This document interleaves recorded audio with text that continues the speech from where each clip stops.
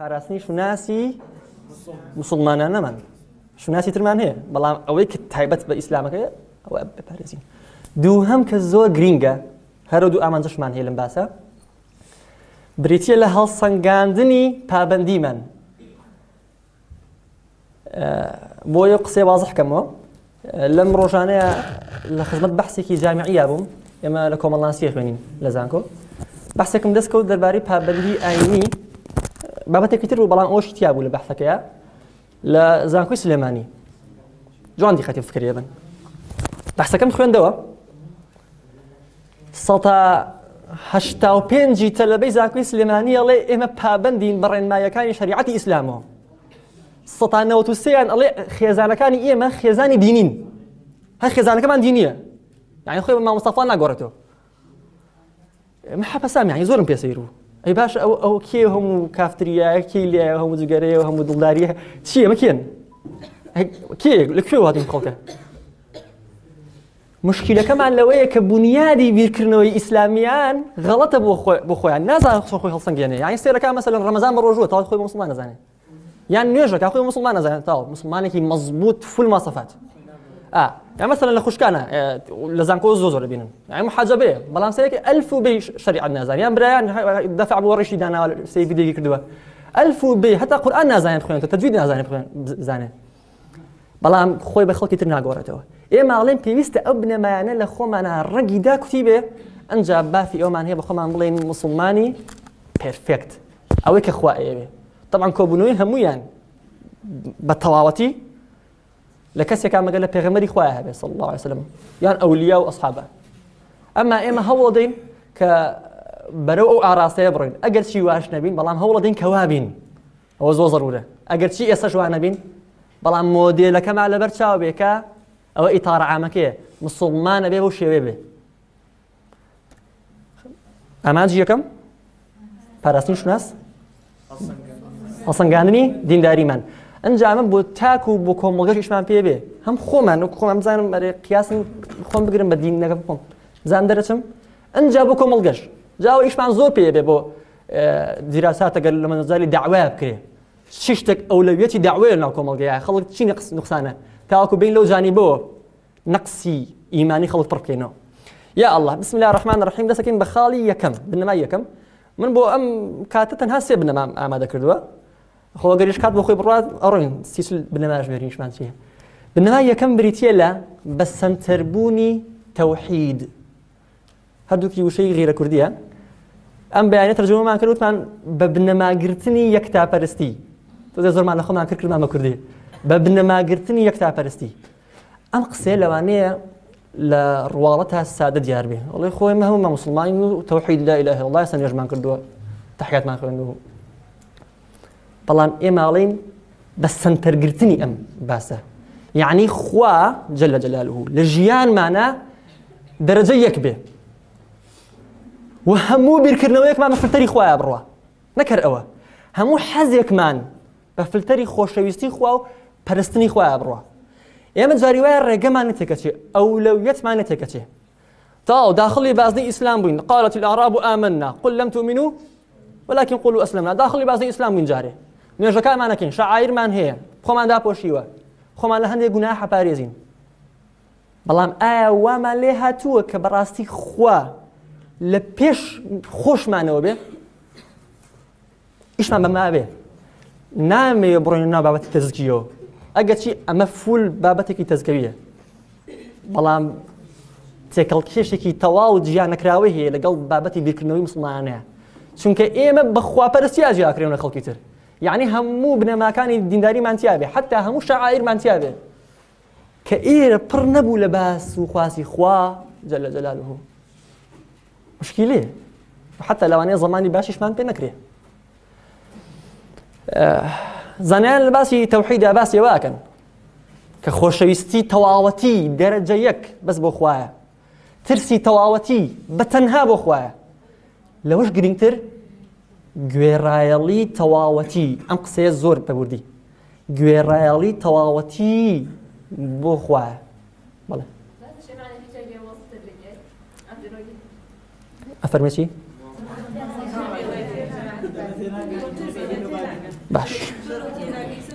باش والله محاولاكم إن شاء الله محاولاكم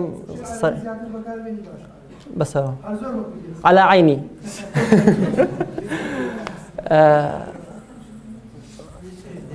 لا جويرالي أبي منيا جويرالي إطاعتي طواو بخوا إطاعي طواو بخوا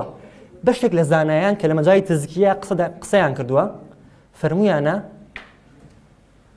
مروف وابير لم بابتي جويرالي وإطاعة بخوا نكاتوا كتنها مسؤولية كتير جوريك خامش كويك باشا كبير وسوز ديبو بري بلي بسر شاو بلكو جاري ولا بيش أو نفسك هي كقسكان وداخوازيكاني أم نفسه خراوة بيش أمري خوا كأم نفسه حاليا لهرهم ما نهي لمجلسه لهم ما نهي إن النفس لأمارة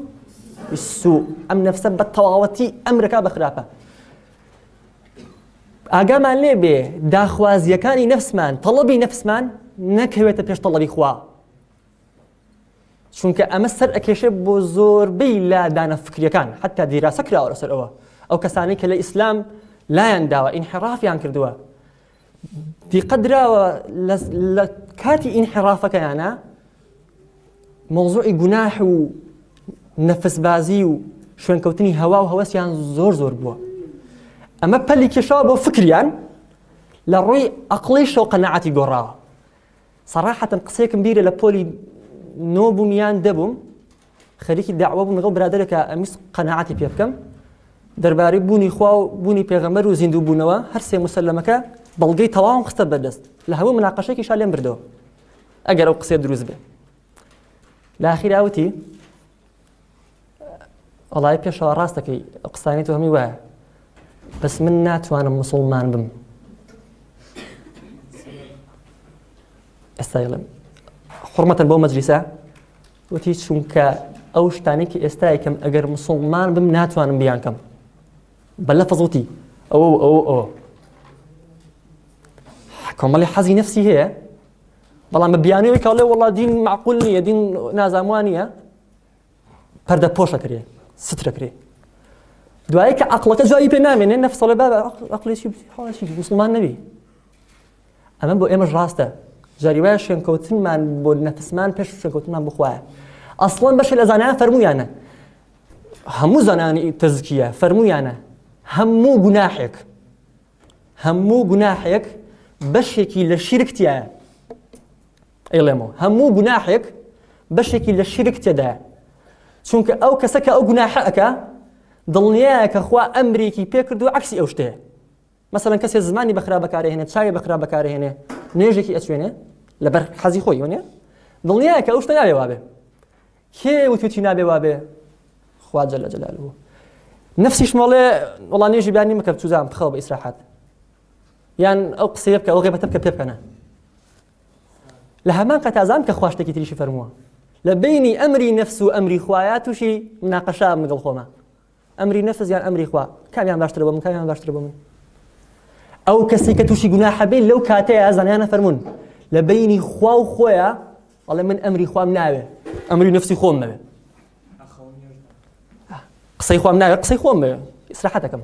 ئەو گوناحاکەم ئەو غیبەتەکەم نامێ باسەکە بە تەواوەتی بڕۆچینە بابەتی تەزکیەوە بەڵام ئەم بنەمایە زۆر مرکزیە لە تێگەیشتنی دیندارانەمان خۆپاراستن لە هەموو ئەو شتانەی کە لە خوا دوورمان نەخاتەوە حتى بەشێ لە زانایان فەرموویانە قلة الطعام وقلة المنام وقلة الكلام حتى ئینسان وای لێ بێ کەم قسە بکە لە داخیەوەی نەوەکو لە بینی ئەو قسە زۆرانەیە قسەیەکی لە دەم دەرچێ غەڵەت بێ ئەمری خوا تایە بشکێنێ عەجیبە ئەم مۆزوعە و ئەم بابەتی تەزکیە ئەم خوا بەسەم تەرگرتنە ئەبێت سەرچاوێکی سەرەکی بۆ پاراستنمان لە لادانی فکری شێخ ئەحمەد سەیید دەفەرمێ بیرکەنەوە ئەگەر کەسێک لە ئێمە دوعای کرد بێ شەوێک گریا بێ لە سوزدەیە زۆ پاڕا بێتەوە داوای لە خوا کرد بێ خوای ئەو شتم بۆ بکە دوای چەند ڕۆژێک بینی بێتی دوعاکەی قبوڵ بووە ئەم کەسەمان هەیە کەسێکی تریشمان هەیە قەت ئەو شتانی نەبووە بەڵام خۆی بە موسڵمان نەزانێ یانی نوێژەکە تاو فەقەت ئەم دوو کەسە ئەگەر تووشی هەمان گومانی فکری ببن گومانێکی فکری ئەو ئاەتە مەسەڵەن بڵاوەکەن ئەو ئاەتە غەڵەتە پەنا بەخوا ئەو حەدیثە خەتەرە نازانم چی ئەم دوو کەسە چەندێکیان فەرقە لەگەڵ ئەو گومانە و شوبهەیە ئەمە یەکەم ئەوەی دووهەمیان کە لەگەڵ خوا جەل جەلالوه معاملەی نییە یەکسەر ئەکەوێتە گومانی ئەوەی لەوانەیە ئەم دینە غەڵەت بێ بەڵام ئەوەی کە لەگەڵ خوا مامەڵەی هەیە مامەڵەی عابیدانەی هەیە لە خەیاڵی ئەوەیە ناکرێ ئەو خوای کە من ئاوا جوابی یاومەتەوە دوعاکەی قبول کردوم قورئانەکەی غەڵەتی تیا بێ بیر لەوا کاتەوە قسەی جوابێکی هەیە حلێکی هەیە ها تەزکیەی نەفس توحيد بمعنى حقيقي كيف القرآن أبو شيء وما نهتوا تأثير كي عجيبة هي زورتها ما تبرع برزقان إما قد ما نقول السلام مش تبغى بيننا أما بيوتري مسلمات يعني في ذاك بلغ بيننا هر لا طريق القرآن بكيتوا لو أنا بلهم هر سيريزي قرآن سيريزي قرآن مجال يعني إلا باسك توحيد وخواو خوشيسي خواو أمري خواو أو كذا بناو بانكترين آياتش كهما لبرمانة ما خلقت الجن والإنس إلا ليعبدون بو أوها تلت الدنيا بو أوها طاب رايا يعني إما لندنيا حموجيا من بخو خوراك معنا بو خوين كواتي جيشتين زوج تقواري برزان أما بنما يكمل كتيبو لا أو أمان زكامو بس انتربوني يكتع فرستي بس انتربوني توحيد بمعنى فراوانا كي لێرە نمونەمان زۆر هێناوەتەوە بەڵام وازی لێ هێنین خاڵی دووهەم حاجی برام هینە بێ شتێک بە قوربان سپاسانەکەم بسم الله لە تەوحیدەکە ئەوەم بیر نەچێتەوە زۆر ضرورە پێغەمبەری خوا صلی الله عليه وسلم بکەین بە ئوسوەی خۆمان قودوەی خۆمان چونکە پێغەمبەر صلی الله عليه وسلم چۆن بڵێن مۆدێلی حەقیقی توحيده يعني خوا وادرس كدو بو إما خلص سيري بيغمري خواب كانوا لا سايب كانوا إن كنتم تحبون الله فاتبعوني يحببكم الله يعني بيغمر موديلي دين دارية يكن ملاهن موا كزور بو أم مجلس الشيعة والزور تحقيق بو إما آخر كي إيشو كارو أمشتانين الجاري ودعوة ورخرا ودرس أمانة بو يبي ما نتشتو كأولويتك معنى هي لبيش همشتكوي لبيش دعوة خوا دعوة بخوا كي نكبو خمان پیغمبر خوا صلى الله عليه وسلم صلى الله تعالى عليه وسلم أفضل الصلاة والسلام عليه لروجي فتح مكة هرايا قربالغية بشكي قريش مسلمان وبشكي الرايان كردوا هندق واخلك في المولاي باراكانيان وبلاي منالكانيان وكسب باشكا بخزم كسوكاري خوي لو هراو فوزايا بتكان شكين راون كعبك راوتوا هندق خلق لنا والله كافر كان كوجين خيرات والله لكن اليوم ملحمة هرايك عجيبة لفتح مكة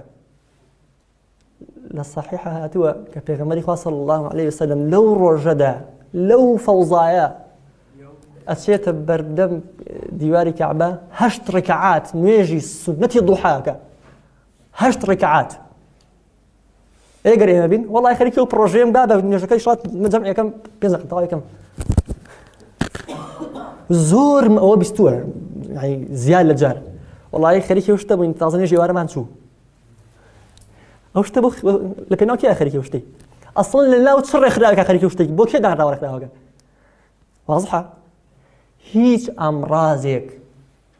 نابي بيته هوكاري شكاندني فرماني خوای گەورە جل جلاله ئێمە هەموومان لە پێناوی خوا ئیشەکەین حتا ئەگەر خوێندنەوەی کتێبمان وامان لێ بکە کوڕەکان خوێندنەوەی کتێب یان شتێ وامان لێ بکە کە نەچین بۆ نوێژی جەماعەت کتێبەکە لە سەری گوناحبارە بین چونکە جەماعەتەکە لە پێشترە ئەوەیان فەرزە وهكذا خوشکانیش کرد لە مەوزوعی حیجاب و شتانەیەوە بە وازیان لێبێنین جارێ بنەمای دووهەم بریتیە لە ڕێزگرتنی حەقیقەت يك آيات ليرة دو آيات أشين خدمتيان خواي جوراء فرمية ولا تقف ما ليس لك به علم إن السمع والبصر والفؤاد كل أولئك كان عنه مسؤولا تقف بغبية فرمية يعني ولا تتبع ما ليس لك به علم قفايا أصلك الكلمة صرفة شوين هيج تنكوي تاوك ونزاي وتشيه بنما يدوما برارزان بنما يدوما شوێنی هیچ تێناکەوین تا نەزانین چییە بۆچی طبعا ئەو ئاەتە دوو بڕگەیە وەکو ڕستەی حسابەکەین دوو بڕگەی دووهەمی ڕوونکردنەوەی بەڵگەهێنانەوەی بۆ بڕگەی یەکەم بۆچی إن السمع والبصر والفؤاد كل أولئك كان عنه مسؤولا لسر دانا بداني تشاوتو جويتو دلت فؤاد بمعنى مشكي جل القرآن أقل لسر أنا مسؤولي كمسؤوليت ما في أودني لخوتو شون شد كبي شون فكرة كبي شون قصة كبي پیغمبری خوا صلی الله علیه وسلم فرمه هر اوان دبس بکسک بلین دروزن که هرچی بیست گیرایو اما زور اوشتانه من هی اگرش من خو من نیه فكرة بيسين جاري موبايل وشتا سكرول داون يلا این خوار بدو ساعات مش مع بر قبل هوالي درو بر قبل هوالي درو بحثي علميه لسري ليرة ما فهم بخم بكو تلبيكم الله سيك لسر الموضوع أقصد كم بحثي علميه لسري أو كساني زو سري هوالكن زياتر بأجان زياتر جمجابن حتى زياتر بفيسبوك وتلفزيون ونازم أخبار والسايت وشيء بروي تخواروا زياتر لحقيقة دورة كويتوا چونکە هەموو میدیایەک ئەزان معلومە پاڵنەرێکی سیاسی لە پشتێوەیەتی مەحاڵە میدیایەک حتا ئەگەر حیزبێکیش نەبێت شخصێکە فکرێکی هەیە بیگەێنن فاری پێ کەناڵ دانێ پەیج دانێ سایت دانێ ئەیکێنێ شیری ئەم ڕاوەیە خۆمان حتا زیاتر لەناو خەڵکا ڕۆبچی زیاتر فکری غەڵەت وەرگرین وەخوای گەورەش ڕێگەی پێنایەن بۆ ئەوە ئینە السەمع ئەو گوێ مەسئولی لەسەر ئەوەی چی لێ وەرئەگری هر ما يبرم أنا بابتي فكرية ويوم بتزكية هر أم جويا ما في أو ما نيل أخو معنا وش تيب آخرين تيب كين أم جويا بحقيقتي بيور بكيره أجر مفهومي مخالفة وأعتبر جرين لا تقف ما ليس لك به علم اقف ما لك به علم شويني أوش تبكوا دواي أوبكوا علمت بيه أزانيش شيء أما بيبقى بنمايك بو باراسلمان لزورك لغلطكان كتوش معنا به غلطي فكري أم آيات زور مباركة وأكري بك مدروش من الرجيان معنا متابتي كاتشين ناو خلقوا عشان بو دوام قصة أكري بيسنور قصة أكري بيرمان كبيتو إن السمع والبصر والفؤاد كل أولئك كان عنه مسؤولا ما في أومان نية لخو ما نوشت بو شاوقي ورقرين سورة أعراف آياتك تيا طبعا آيات قصة زور هلاقيه بلام أو جانبي كإيش ما بيه بهم مجلسه خاي قرأ فرمي ولقد ذرأنا لجهنم كثير من الجن والإنس لهم قلوب لا يفقهون بها ولهم آذان لا يسمعون بها ولهم أعين لا يبصرون بها صفتك أو كافرانا كأخوال القرآن بياني كزيادة جاري دو جار باسي موضوعي كردوا جل جلاله صفتي أوان أويا كالضل يعني هو بيري بيناك أنه جاء ناش فرمي لا يعلمون بها يعني لا يفكرون بها لا يفقهون بها أوي الفبيه لازم بزاني زاني التفقه درجيك زور برسترة للتفكر والتعلم يعني الزاني نشتك بتواوتي ولذلك سمي العلم الشرع فقها يعني شرع كسك شرع كنا يلا في تشمبنوا فقه يعني ورد بونوات يجيشني تواو لشتك فهمي تواو لشتك واضحة؟ خواهي قولا فمن لهم قلوب لا يفقهون بها لو أنا هندي أشتي بيتي بجنها بيركنوا كذي بيرنكاتوا هم خلقوا شوي بعقل ومنطقية زاني بلان ناتوان برونو كروكي أصلي موضوع كانوا وبوي هر لظاهر يعلمون ظاهرا من الحياة الدنيا هر لروارتي أم حياتها منه تشيش تناقن أجر أما حمل كين بو مسلمان ما دام خواهي قولة ذمي كافرانك وإكابة صفتي كافران بكارنا هناني عقل كالقول أنا بدلنا طبعا وبكارنا هناني تشاو بو بينين شاويان هي بينا بينن كسير شاوينا به شاويان هي بلان بجوان لاشتكى مدنو لهم آذان لا يسمعون بها هم شو يعني هي وكو إيمش بيمان هي بلان في ودنا بينه أجر إخواننا خواسي يكي لم صفتنا لإيمان دروس به صفتي كافران ومشركين لإيمان دروس به خواهي قرأ فرمي أو كافر كان ديب زارم لا سيان كانوا وكو أوانا بن يعني عكسي أوانا بن عكسي أوانا ويا أقل من هي فيري بي أكين وشاو من هي تبصري بي أكين ورد ئەبینەوە بە شتەکان گەشتمان هەیە جوان جوان گوێمان هەڵەخێن و باسەکان. ئەمە بەڕێزان ئەکرێ بکەن بە قیاسێک بۆ هەڵسەنگاندنی خۆمان. چەندێک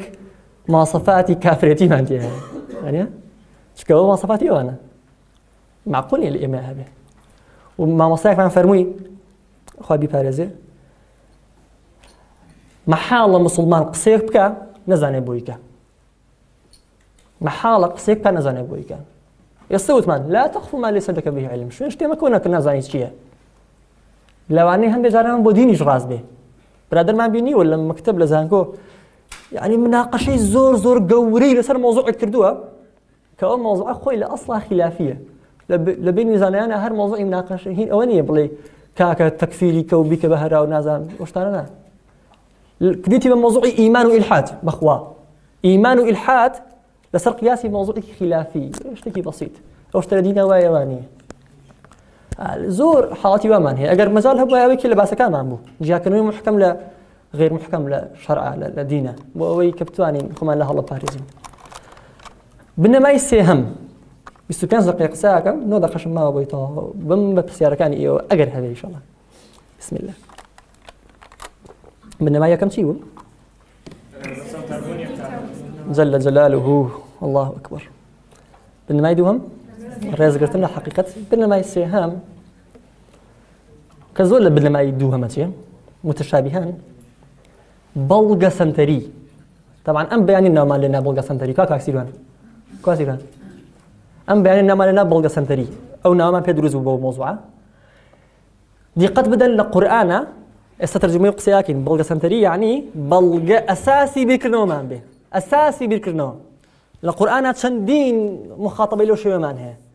ئەو ئاەتانە چەند جار دووبارە بوونەتەوە قل هاتوا برهانكم إن كنتم صادقين. چەند جار دووبارە بۆتەوە؟ 3 جار لە قورئانە دووبارە بۆتەوە مۆزوعە و لە سیاقی جیاوازە. برهان يعني دليل يعني حجة لغوي ما فرمون. كوا بەڵگەکانتان بێن خوای گەورە بە کافرانەکان فەرمووی کوا بەڵگەکانتان ئەگەر ڕاست دەکەن. پاشان بۆ ئێمەش نابێ قسەیەکەکەین کوا بەڵگەکەمان قسەیەک وەرئەگرین ئەی بیستین لە خۆمان و بڕای پێ ئەەکەین کوا بەڵگەکەمان. بۆیە حەدیثێکی پێغەمبەری خوا هەیە صلی الله عليه وسلم کە بۆ بە قاعدەی فقهی لە قەزاوەتە لە محکمەی شەرعی و حتا ئێستا لە محکمەی نوێشە ئیشی پێ ئەکرێ. البينة على المدعي كلا بريتي واليمين على من أنكر. بارك الله فيكم. بينة بلغة واجب لسر أو كسيك ادعاك على أوشت آواه نكم بخم دايم استمع عقلي جوا جرم. يعني أجرنا فريق سيكت كمنوت موانية أو نائب الله دي بس يا زين كوانية تقصك وكردوا أبي توبي ملا بس يا زين كواه. أما بالتايبتي لزانكو أم قصة وردك إنه كاللي رزور بي زانكو ينسرو خوارو كبشكان زانكو يا توشي دنيا مناقشات فكرية بن متايبتي أواني كالعلوم إنسانية فنن قانون والسياسة وكوم الناس ودار الناس حتى زمان كان كعلمي زور ضرورا وهكذا علمي تجريبيش فيزياء وكيمياء وطب وهندسة ومعنى كاتيك مع مستايق برادر قصيك كا أساس أو بلغي بيه بقصكي مزاهر ونجنية برزان أواجر أوش تحازر وعرض معنا كرب. إما علمك فرامان من هي دو علمي فرامان هي لشرعة كهرب أو دان راون والله أبو بس علم استبين كوتو كبو أو دان راون بلغي بيه هلب سنجينين همو كسي بلغي بيه أو كسرش كالله خوابوني نية بلغي بيه ونيا فنان بخوا أوي كالله بيغمبر دروزنا العياذ بالله بلغي بيه بەڵام قسەکە لەوێ بەڵگەکەی چییە؟ ڕاستە یان ڕاست نییە؟ ڕاوە لاوازە یان بەهێزە؟ هەز لاوازە. جا بێم بەڵگانە مناقەشە بکرێ بۆیە حتا علمی ئوصولی فقه حتا علمی مصطلحی حەدیث هەر لە پەنا ئەوەیە دانراون ئەم قسانە کە ئەکرێن چۆن وەری بگرین ڕاستە ڕاست نییە بەکارە هێنرێ بەکار نانێ بۆ ئەوێ بێیان نابێ زۆرە مناقەشەی بەجێژی هەیە. علمی منطق کە لە حجرەکانە حتا ئێستاش ئەخوێنرێ علمی منطق حتى دقيق بناسي منطق أويه آلة قانونية يعصم مراعاتها الذهن عن الخطأ في الفكر. كمال الرستاوي ياسي قانونية دان راوة أمرازن بەکارهێنانیان ئەبێتە هۆی پاراستنی عەقڵ لە غەڵەت و بۆیە مەبحەثی زۆر گەورە هەیە لە عیلمی مەنتیق بە ناوی قیاس بە ناوی دەلالی ئەلفاظ کەسێک قسەیەکە ئەو قسەیە ڕەبتی چییە بەو نەتیجەیەوە منطقی ئەرسطۆیی باسی ئەوەکە نەتیجەی یەکەم و نەتیجەی دووەم و ئیستنتاج دەرئەنجامی سێم پێشەوا مرۆڤە هەموو مرۆڤێک ئەمرێ کەواتە پێشەواش ئەمرێ بەڵام ئەم ئەوە یەک دنیا درویتە ئەکرێ قسانە یەک دنیا درویتە دەکرێت ئێمە ئەگەر ئاگامان لەوە نەبێ ئەم قسەی کەسی بەرامبەرم چۆن ئەیکاو لەکوێ هێناوێتی بە ئاسانی ئەبین بە نێچیری پیلانەکانیان ئەکەوینە ناو گومان و شوبهە و لادانی فکریەوە